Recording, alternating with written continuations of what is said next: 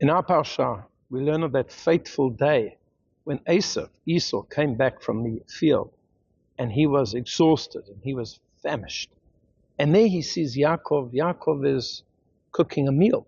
The Yazid Yaakov Nazid is making a porridge, and it's made out of lentils. And he says, please give me some of this red stew. I'm absolutely famished. I'm really hungry. And this is when Yaakov buys from him his birthright. And the Talmud tells us something very interesting, that it was on that day that the grandfather of Yaakov and Esau, Abraham, passed away. He had passed away. And as is the custom to this very day, when somebody loses a relative, a parent in this case, so Yaakov, who was the grandson, was preparing food for his father, for Yitzhak. This is called the Sudat Havra'ah. This is the meal of comfort. Somebody else should bring you that meal. And in this case, it was Yaakov who was bringing the meal to his father, Yitzhak. And the question is, why lentils? Why are lentils a food of mourning? And the Talmud gives us two interpretations. One interpretation is that a lentil is round. It represents a cycle. Life and death is part of the cycle of life. It's something that's going to hit anybody at any particular time. We're all caught in this particular cycle. So it's round. And that is why, for example, today amongst Ashkenazi communities, we use a bagel also to represent the roundness. Another interpretation the Talmud gives is that a lentil has no opening. It doesn't have like a little mouth. And this represents the mourners. What is a mourner to say?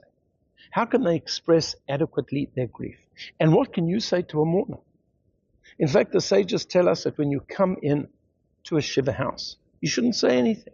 You shouldn't say platitudes, and you shouldn't try to comfort the person with empty words and try to explain their loss. In fact, you should just sit quietly. And if the mourner wants to say something, they'll say something, and then you'll pick up on the conversation. Aval ein lo peh. The mourner doesn't have a mouth. They don't have an opportunity. They don't have the wherewithal to express themselves. And that's also a reason why the custom developed to have an egg, because an egg is totally encased in its shell. It has no mouth. We live in a society where we want to speak all of the time. We are surrounded by sound, whether it's when we're in a shopping center and there's music blaring, whether we're walking down the road with our cell phones and we're listening to our pods in our ears, whether it's watching YouTube, whether it's watching TikTok, there's always sound. It's a very loud place, and people become awkward and don't know what to do in silences. But it's in that silence that we find consolation.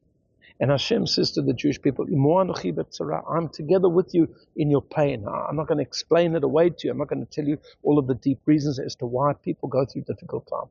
But I'm going to be with you, just be with you in that silent moment. This is what we have to appreciate.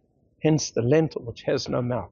There are times that we must speak, and there are times that we must be silent. I wish you a Shabbat Shalom.